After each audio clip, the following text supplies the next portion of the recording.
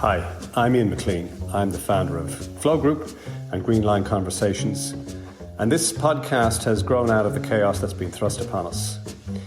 During the podcast, I'm going to try and share with you the best of 25 years of helping corporate organizations deal and cope with change. So, as you're out there, busy making sense of it all, trying to cope, and maybe in some cases trying to rebuild your organizations, I'm hoping that some of this can be of some assistance. We'll keep it deliberately short, because I know you're busy. Let's dive in.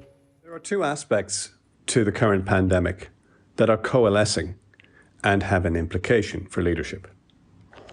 The first is that we've literally fallen through a digital trapdoor. Speaking at a conference recently, the speaker before me described how their 2-year digital transformation strategy got shrunk-wrapped into being delivered in less than 2 months. The second feature of the pandemic currently is we're finding ourselves in this kind of twilight zone with regards to working and our workforce. Our people are dispersed with 1 foot in and 1 foot out of the office. They're neither all there nor all missing.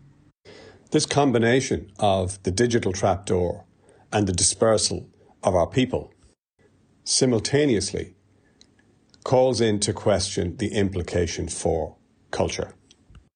So as a leader, whether you know it or not, you are the CCO, which is the Chief Culture Officer. And as CCO, how do you, in this environment, retain, maintain, and develop your team and organization's culture? This question is partly answered by an excerpt from the vaults of a conversation that I did a couple of years ago. It talks about innovation, why change initiatives fail, and why culture is so critically important, and indeed, what culture is.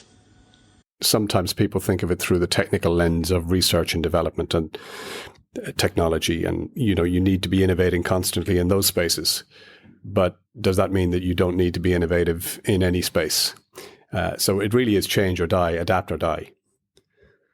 The problem with change is that if you look at the research across corporate business, 70% of all change initiatives fail.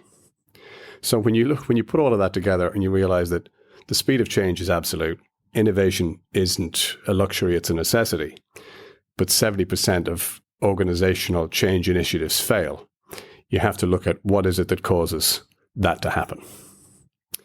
And when you get into the roots of what that might be, it ultimately comes down to culture.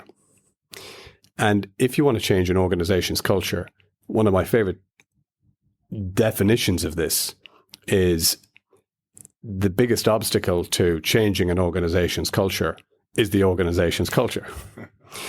And it kind of begs the question also of what is culture? Because it's one of those intangible things. Every organization has one. And but if you were asked to describe it or you walked into any company, it would be very difficult and two people will give you two different definitions. The best definition of culture that I've ever come across goes back to during the 1960s, some experiments that were done by a scientist called Stevenson. And one of the experiments using rhesus monkeys, he took 5 monkeys and he put them into a cage. And he put a stepladder and suspended some bananas from the ceiling. And of course, the first monkey went up the ladder and started to go at the bananas. So they came in and they hosed down the monkey and they hosed down the other monkeys who were standing. So after a number of attempts where they'd been hosed down, it quickly happened that they stopped going up the ladder and looking for the bananas. So once that happened, they took out one of the monkeys and they replaced him with another monkey. Of course, the new monkey didn't know the game, so went straight up the ladder for the bananas, got hosed down. And very quickly, anytime he made an attempt to go up the ladder, not only did he get a hose down, but he got beaten up by the other monkeys. So each monkey in turn was changed and a new monkey came in with the same result each time. Until ultimately, all of the old monkeys were changed and exchanged for 5 new monkeys, none of which ever attempted to go up the ladder to access the food on the top of the ladder. So the definition of culture, therein it lies. We don't know really how it evolved or how we got here, We just have one. Until next time, stay safe, stay sane, stay connected.